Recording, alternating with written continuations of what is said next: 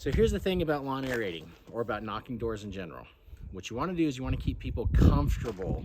When it comes to knocking on their door, they have to be comfortable and stay comfortable the whole time. So what I do is, first of all, when I'm coming up to the door, I only knock the door. I don't ever ring the doorbell. Ringing the doorbell doesn't have the same effect with getting people to the door. So I'll come up here and I will knock the door 9 times. 1, 2, 3, 4, 5, 6, 7, 8, 9, really loud as I can. And then I would walk from the door at least 10 feet away from the door. And if there's any steps that go up to the door, I make sure I'm at the very bottom of the steps so that the customer, the client, they feel like they're in control. If you're standing on their doormat as you're knocking the door, that's going to make them uncomfortable. You want to keep them comfortable. Come as far back as possible. So this is how I would do it. Come up to the door. I see, oh, there's a video camera here. That's fine. I don't care. I'll knock it anyways. And then I come off the porch, or I come off the steps, and I stand this far away. I'm not looking at the door at this moment. At this moment, I'm actually looking at the grass over here. So yeah, the customer comes out. I want the customer to see me looking at her grass. Because I'm not like already looking straight at the door, waiting for them to come out, ready to launch them with my sales pitch. I want them to be see me looking at the grass. I turn and I say, hi, how are you? Good, how are you? Good. And I say, my name's Colin. I'm actually out here because we do lawn aeration. That's all we do. My job is to just get the next job. We're over here working at John's house right now. And then they can hear the aerator going, right? And then I say, so the thing about our lawn aerating is this. We are the best in the world at what we do because we have the best machine. It's 350 pounds. It pulls the best dirt cores. We mark all of your sprinklers so that none of your sprinklers are damaged. We activate all of the sprinklers in your lawn. We mark them with little flags. And we work for ourselves so we can have the best prices. Basically, you found the best lawn aerators in the world. Is that something you might be interested in? And I stop there. I say, is that something you might be interested in? And then they have a rebuttal. They say, how much does it cost? Or, what are the benefits? Whatever that is. So the next question would be? Yeah, maybe. I don't really know a lot about aeration though. Okay. What does it do? Perfect. Great question. So what does it do? As you know, an aerator is when we pull those dirt clods out of your lawn. They look like little dog turds, right? Yeah. Yeah. And so what that's doing is that's making it so that the water, air, and nutrients gets further down into your soil. Oh, okay. With that water, air, and nutrients further down into your soil, that makes it so that the grass roots are digging down deeper in the soil for that water, air, and nutrients. It also breaks up compact soil, which there's a lot of here in Idaho. Okay, so that's the main benefits. It makes it so that your grass stays green longer in the fall, and gets greener sooner in the springtime. Makes your grass drought resistant. Yeah, that does sound good. That makes sense? Yeah. Great. And then she always asks, so how much would it cost to do my yard? perfect, great, that's a great question. I never say it costs $300 or it costs $200. You never say that. You always say, how much grass do you guys live on here? So this property is about 1 acre, but then the house and driveways take up a little bit. Perfect. Okay, so acres. So you probably have like 3/4 of an acre. Yeah, probably. Probably 3/4 of an acre, right? So this is when I have to do some mental math in my head, right? I usually charge $300 an acre. If she has 3/4 of an acre, then I say something like, great. Well, other companies, like I used to work for True Green, they would look at your property.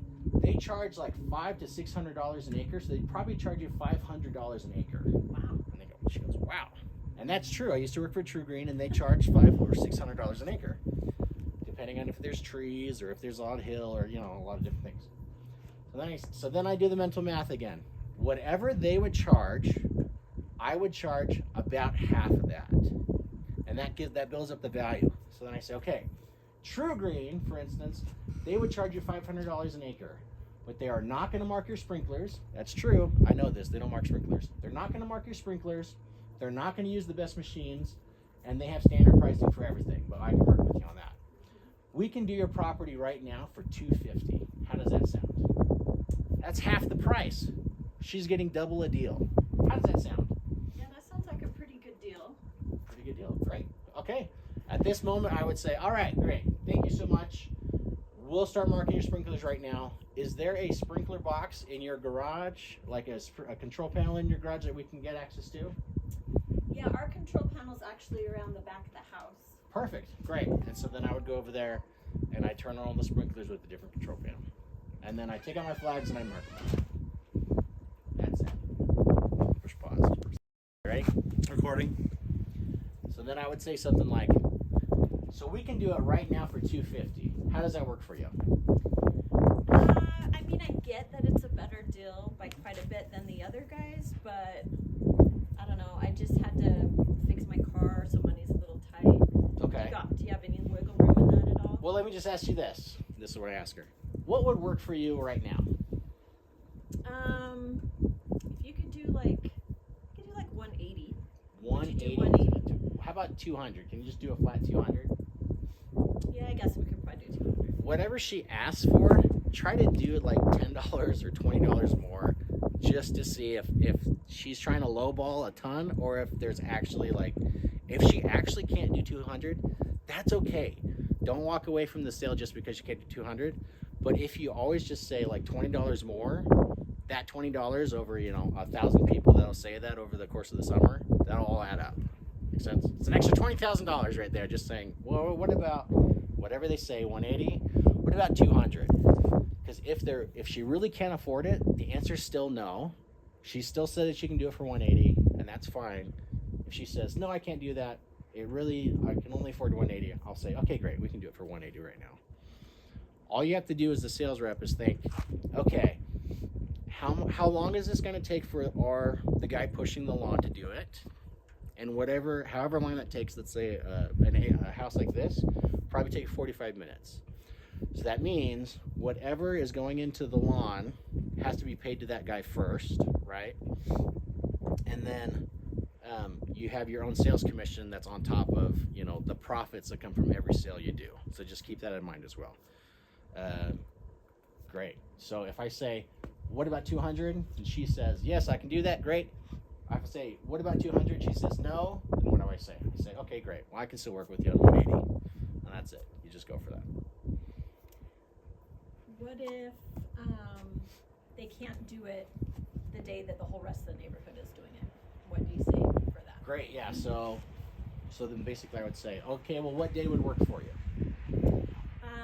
We could do Saturday. Saturday. Great. What time on Saturday? We're around for most of the day, so.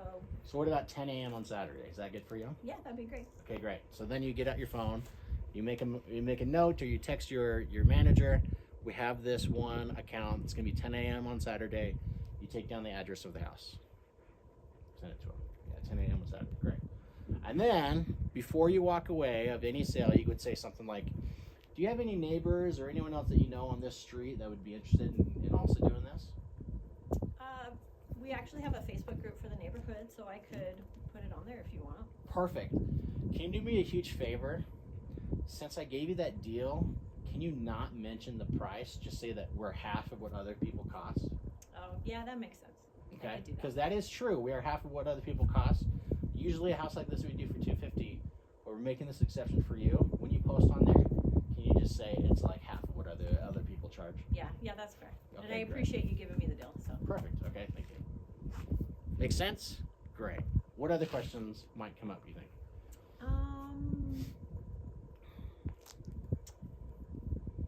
So aeration sounds really great. Is it something, how often would you recommend that I do it? Yeah, so experts say that you should aerate your lawn at least once a year. I have some clients that do it twice a year. It just depends on what their preference is.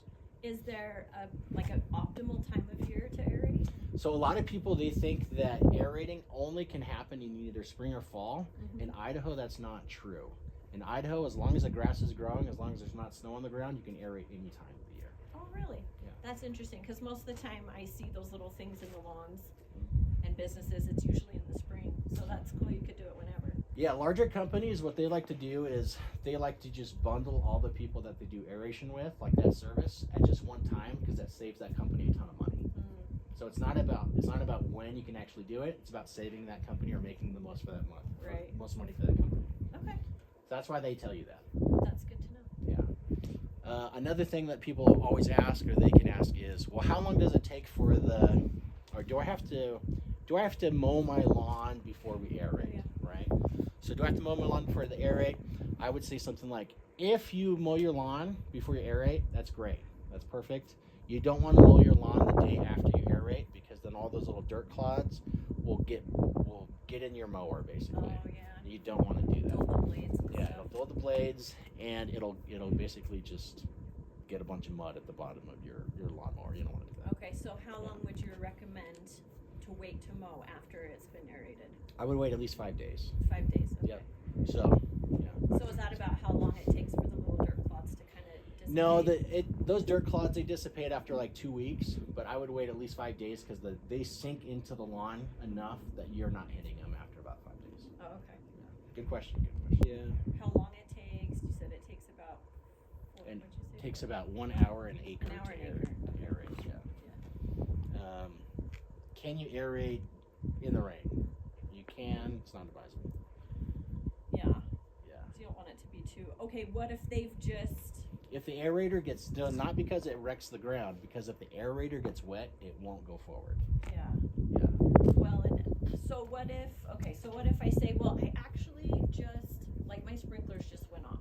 So does it need to kind of dry up a little bit? No, no. Or? No, it doesn't have anything to do with the sprinklers. It's all about getting the aerator wet. If the aerator gets wet, it won't power forward. Yeah. So if you're driving and the aerator's in the rain as you're driving, it won't work as good. You have to dry the belts on the aerator before you go. Oh, okay, because otherwise the belts are will slipping. Yeah. Yeah, okay. Okay, what about this one? Because I give this to people all the time that come to the door. Because I'm indecisive. And they'll ask me if I want stuff. And I say, well, I'm interested, but like I'd want to talk to my husband about it, and he's at work. Great. So I know you say you're doing the deal right now. Is there a way that you could come back so that you could talk to him, or? Yeah, so the thing I love about modern technology is people are accessible. Do you think you can just call your husband right now? I can try. Great. Go ahead and give him a call. Yeah, I literally have people call them, and then I talk to the husband on the phone. If the spouse refuses to call, then I would just say, okay, just text them, and then I would leave my number with them Okay. and see if they call me back. They call it back maybe 10% of the time. Yeah. Yeah, it's a good way to say get out of here Right. without saying get out of here. Yeah. Yeah. Okay. But if I they're just didn't serious, know yeah, how hard they should push on that one, or if that's I would just say, great, can you just call them right now? yeah. Because Call him and I can talk to him and explain it. Exactly. Type of thing. You know, and if that's the case, then you'll have to sell the husband again or the wife, and that's fine. It's just 2 sales pitches for one law. I'll ever ask you to get a deal if they refer neighbors. Yeah, which I'll give to them. Yeah. I'll say, yeah, I'll give you $10 off every person you referred me. That says yes, and I'll do yours last. And then that works. Or if I'm doing theirs first, there's even another time where I went into a neighborhood, and it was a very nice, very, very nice neighborhood. And I talked to this one person. I did my regular sales pitch, and they said no. And then I said, look, here's the thing. You probably want to do this. You just don't want to pay for it, right? And they're like, yeah. I'm like, okay, here's what I'll do. As you know, most of your neighbors will say yes if someone else is already doing it. So I will aerate your place right now for like $20 instead of 200 or whatever, because you already said no. Just so that I can sell your neighbors. But this is how it'll work. I'll be aerating here until someone says yes. I'll stop, go over to their place. As soon as they're done and there's no other work to be done, I'll come back here and keep aerating here so that we always have someone aerating. That way you can get it done over the next 2 days or so, and we have an example of, hey, we're aerating over at such and such's place. Does that sound like a good idea? Yeah, I mean, I can't Yeah. really say no to that. Yeah, so I charged the guy $50 for like a 2 acre property, and it was well worth it because I got his property for $50, which is exactly what it would cost for at the time for my aerator to do it, for the guy to push it. And then all of the neighbors, they're like, oh, this guy's legit. He's actually aerating, you know, that big lawn over there. And then they said yes for each one $300 or $400. And yeah, that's just the psychology of sales. If it's a rental, don't ever do it. They'll never say yes. If the person's like, oh, we rent here, and that's like the very first thing that they say about saying no, you say, okay, great, and you walk away, because there's no way that they're gonna get a yes from the landlord. They don't care. Because, you know, if kids answer the door, just say, hi, is your mom or dad home? And they say yes, and then you say, can you go get them? And then the kids will go get the mom or the dad. Don't ever sit there. A very noob mistake, if you're starting out in sales, they'll sit there and try to talk to the kids about it. Don't ever do that. Just say, go get your mom or dad.